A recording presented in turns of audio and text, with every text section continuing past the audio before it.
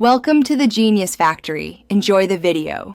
You start by preparing both SIMs and the device. This saves time later.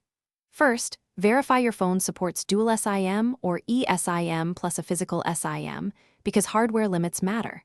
Once confirmed, backup contacts and jot down carrier PINs and APN settings so you can restore services quickly. Power the phone off and make sure you have the SIM eject tool and any adapter ready. These steps reduce errors, and they let you move directly into installation without interruptions. You now install the SIMs with attention to alignment and order. Correct placement prevents damage. Eject the tray, then place each SIM into the tray matching the cut corner orientation. If using an adapter, seat the SIM flat to avoid bending.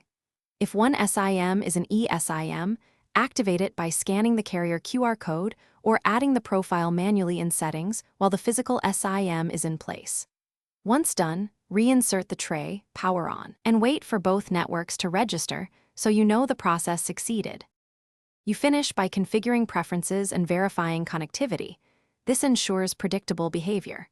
Go to Settings and choose the default SIM for calls, text, and mobile data, and set call and roaming rules so apps use the intended line.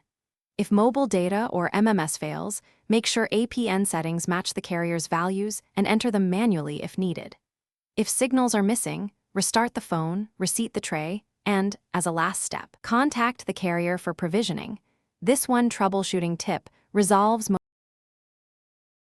Thanks for watching. If you found this helpful, don't forget to like and subscribe.